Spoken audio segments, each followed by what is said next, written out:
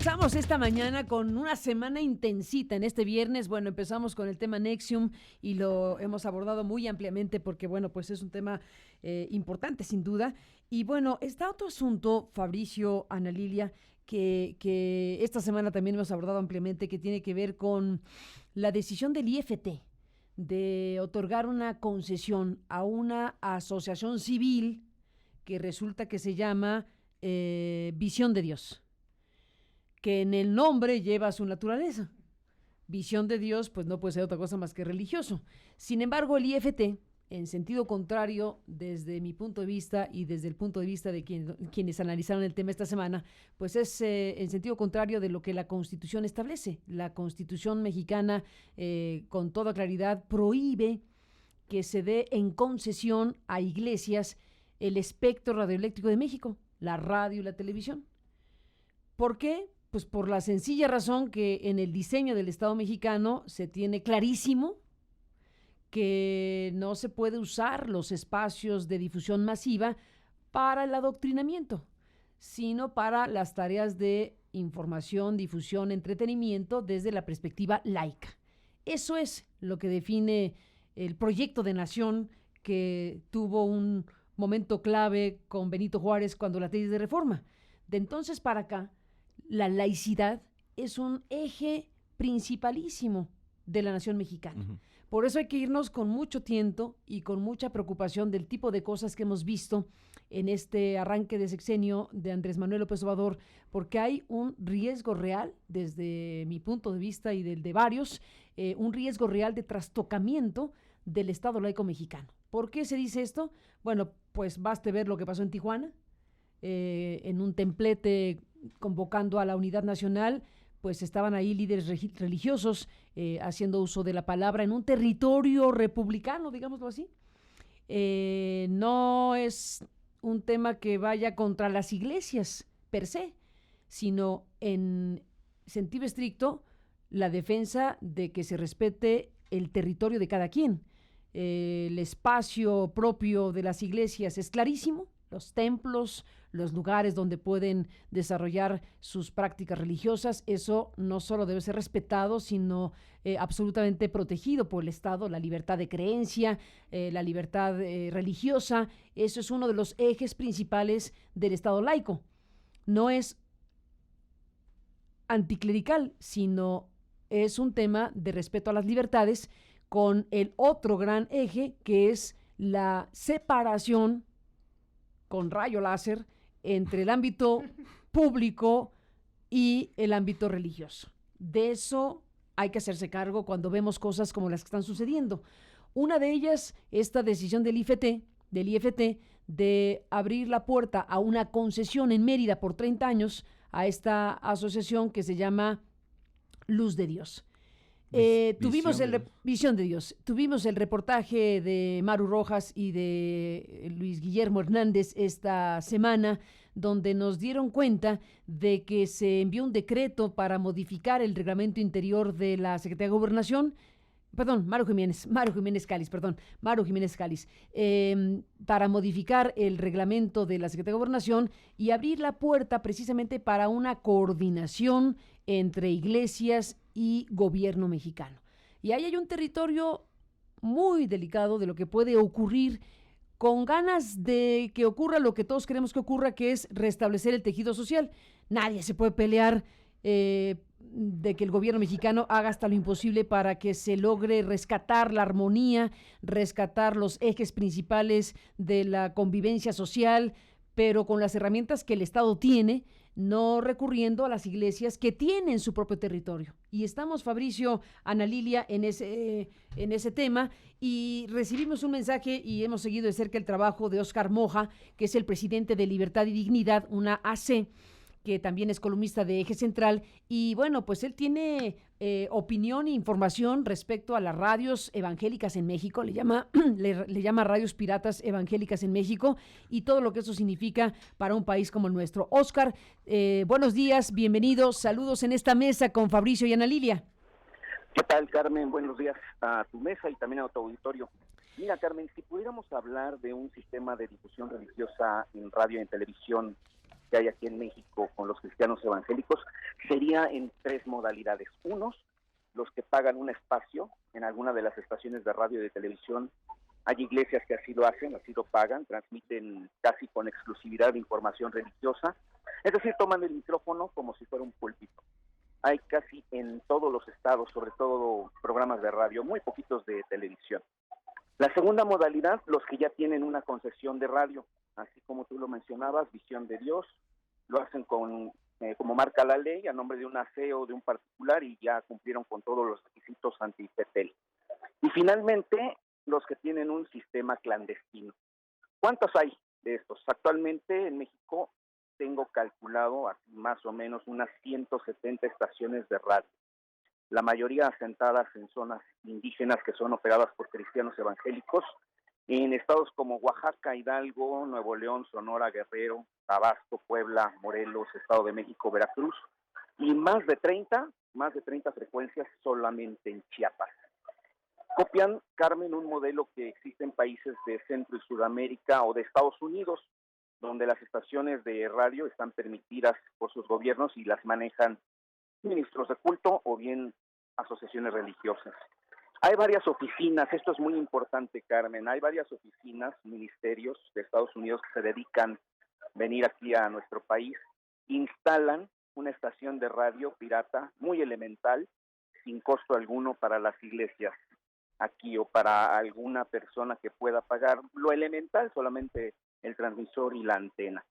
Solo para que veas la dimensión, el alcance de estas radios cristianas, hay dos en Chiapas que tienen más rating que cualquiera de las estaciones concesionadas por el Estado.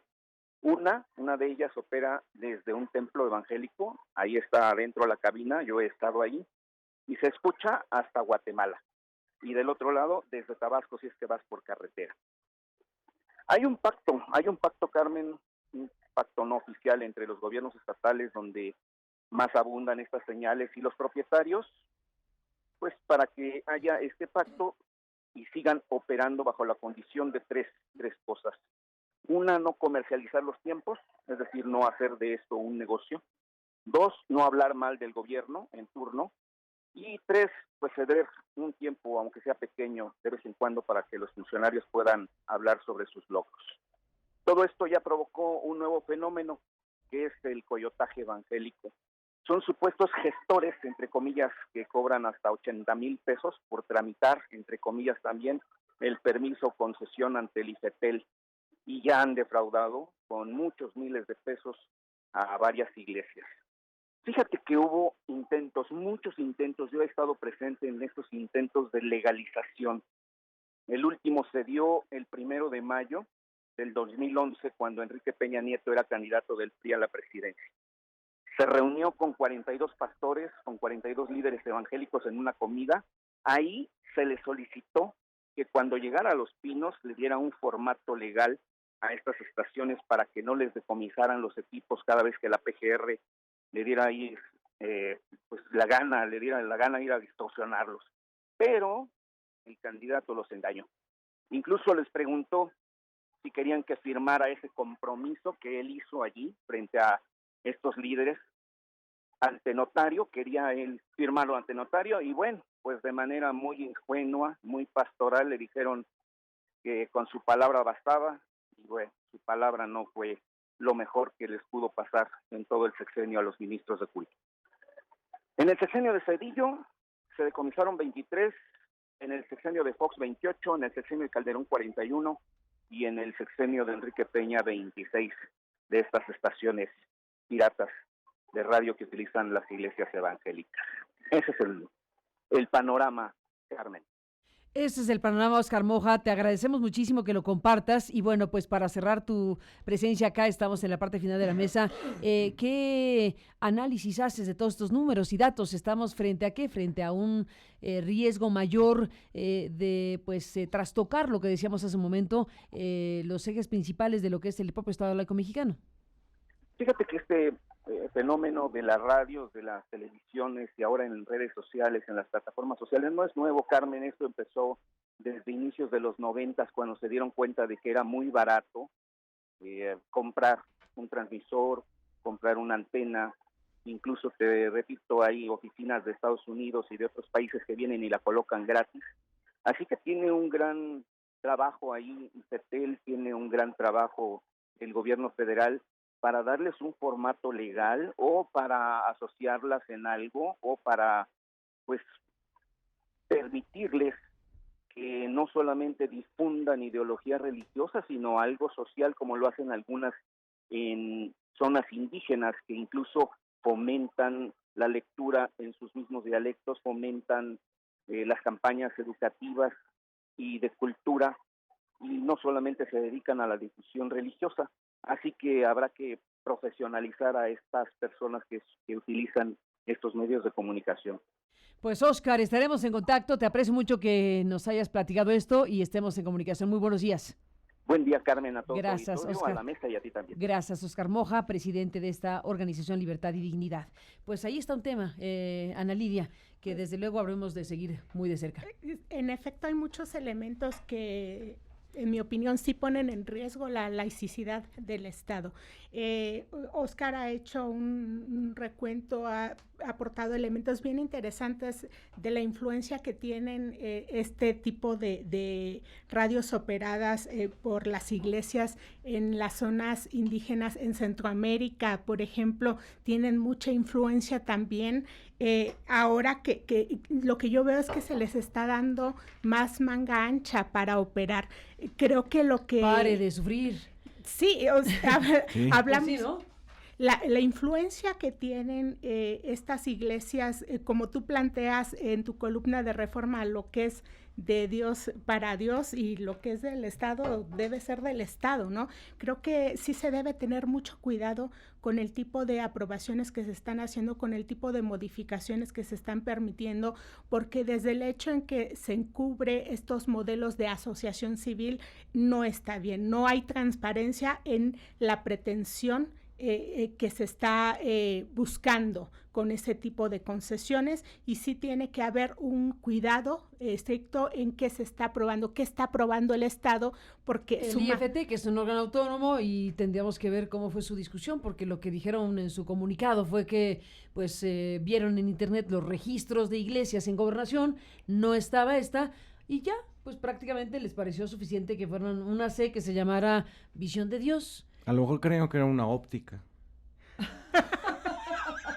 No sabe. Bueno, no, es que no te rías, que es en serio, porque sí estamos frente a un tema muy delicado y la puerta que se abre para sortear la prohibición constitucional expresa en la materia, pues es muy grave. Sí, es muy grave. Yo estuve muy preocupado durante la campaña por una aseveración que hizo el entonces candidato López Obrador, el presidente de la República, que dijo que el laicismo era que todas las iglesias colaboraran con el Estado. No es así, no. Es ninguna.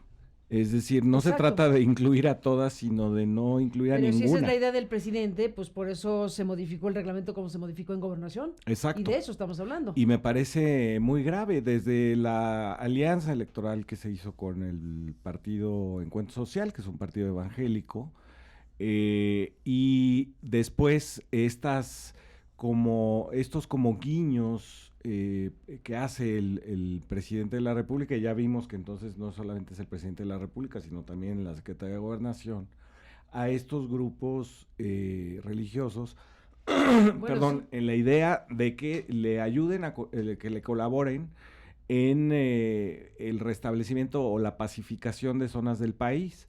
Me parece que esa es una labor del Estado, y que pueden contribuir sin duda a la pacificación del país, y ya se tardaron en hacerlo, por cierto, las iglesias, y lo hacen a su manera, y lo deben seguir haciendo en su territorio. Así y el Estado con sus herramientas, la educación, el Estado de Derecho, la promoción cívica, todo lo que el Estado tiene que hacer y debe hacer está clarísimo, y lo que debe y puede hacer las iglesias también, si el propósito es el mismo, pero cada quien en su territorio, porque la mezcla es justo lo que teníamos como realidad en algún punto en esta historia y que fue resuelto con mucha sangre. ha habido 2 guerras en México, hay que recordarlo, por motivos religiosos. Una son la guerra por las leyes de reforma, y la otra es la guerra cristera. Y ha costado, digamos, separar. Somos el único país, además de Cuba, en toda América Latina donde están separadas las 2 funciones, las del Estado y la de la Iglesia, que en realidad siempre se habló de la Iglesia Católica porque finalmente es la Iglesia de la ocupación, digamos, de la invasión española. Finalmente es la Iglesia Católica la que se opone al reparto agrario, a las leyes de reforma. Se han opuesto a todo lo progresista en el país.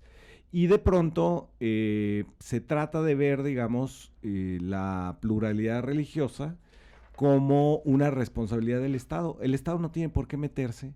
La laicidad es que ningún culto debe influir en las labores del Estado, y dentro de ellas están las concesiones de los medios de comunicación. Ni más ni menos. En el reportaje de Luis Guillermo y de Maru, de Luis Guillermo Hernández y de Maru Jiménez Cáliz, hay una parte donde informan de los trabajos ya desde hace 3 meses en Gobernación, precisamente para coordinar estas tareas.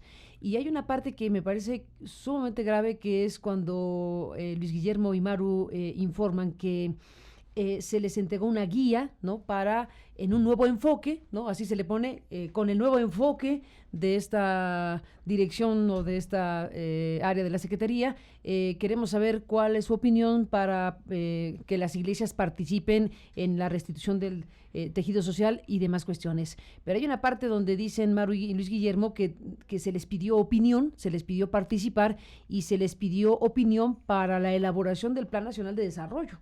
Y eso ya, bueno, me parece palabras mayores. Sí, es un terreno que nada tiene que hacer las iglesias. Yo creo que lo que estamos viendo es muy delicado que se use también a las instituciones para transgredir esa separación que debe haber entre Estado e Iglesia.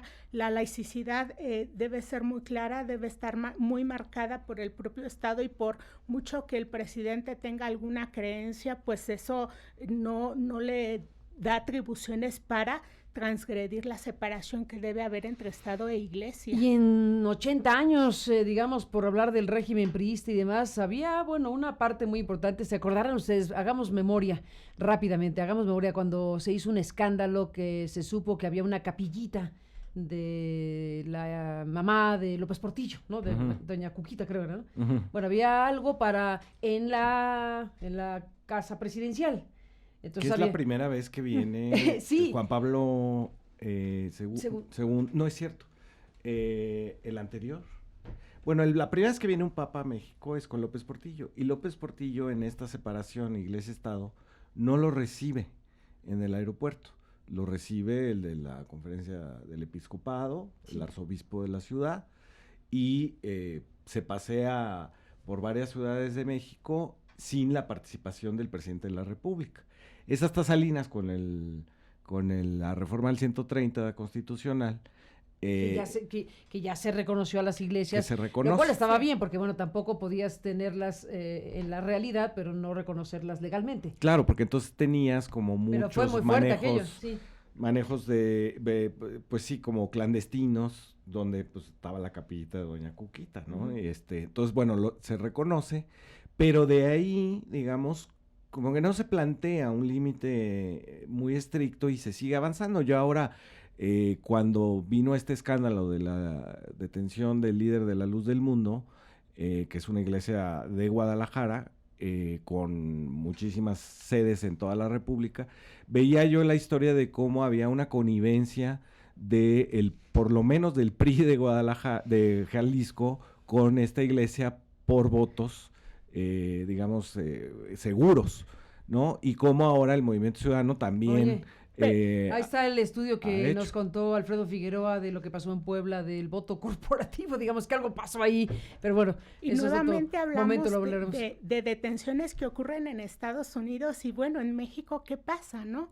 La Luz del Mundo debía estar también, a partir de la detención que hubo en Estados Unidos, debían hacerse investigaciones acá. ¿Qué está pasando en México? Pero además, sí, exactamente, ese tipo de cosas deben investigarse por razones de carácter delictivo, como lo está sucediendo en Estados Unidos. Pero en este punto donde andamos es, ¿qué significa que se abra la puerta y se llame a los líderes eclesiásticos desde obviamente la Iglesia Católica, los musulmanes, los budistas, la cientología que también estaban ahí, la luz del mundo, en fin, todas las iglesias que fueron convocadas según el reportaje de nuestros colegas para, bueno, pues discutir todo esto? ¿Qué significa que se pretenda vincular la tarea gubernamental con organizaciones, hablemos de la luz del mundo, con el respeto a las personas que formen parte de esa iglesia, pero desde luego es un tipo de organización de adoctrinamiento masivo que no es para nada lo que uno esperaría en la lógica del Estado?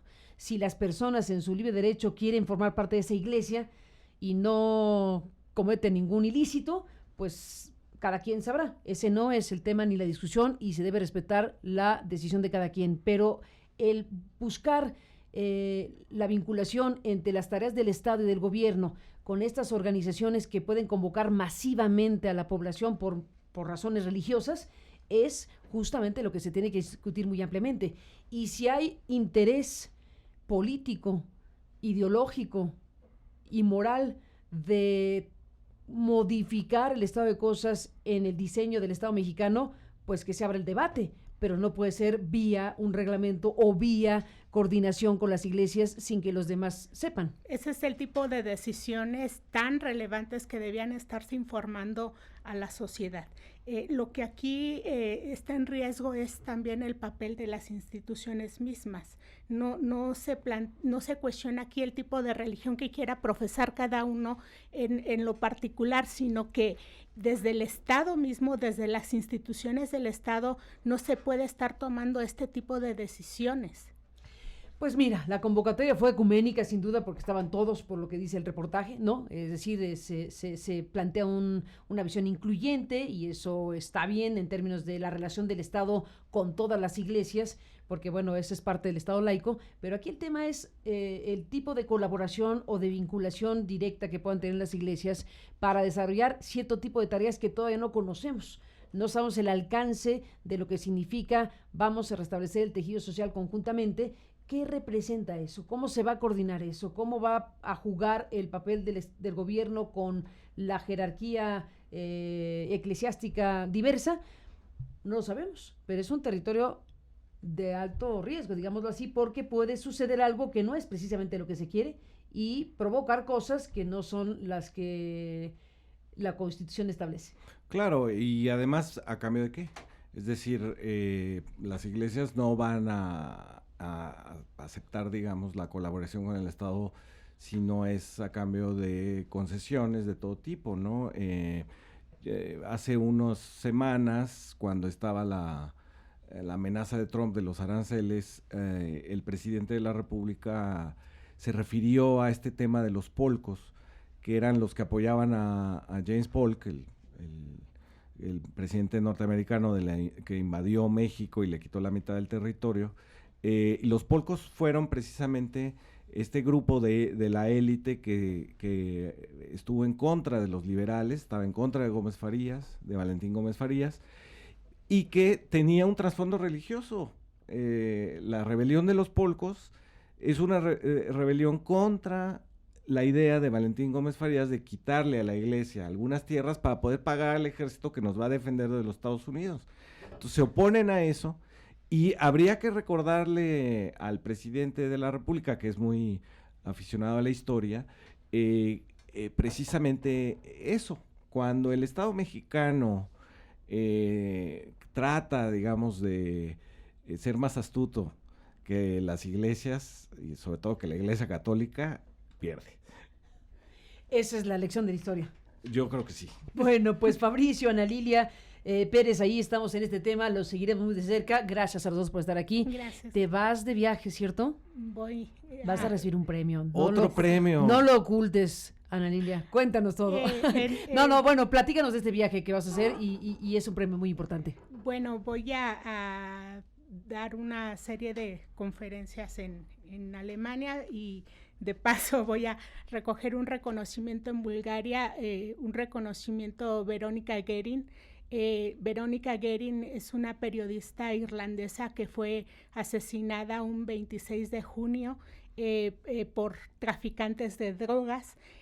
Fue un homicidio de muy alto impacto porque a partir de ese homicidio fue que las autoridades europeas impulsaron el incautar bienes a los narcotraficantes. De ahí viene esa iniciativa de incautar los bienes producto del narcotráfico.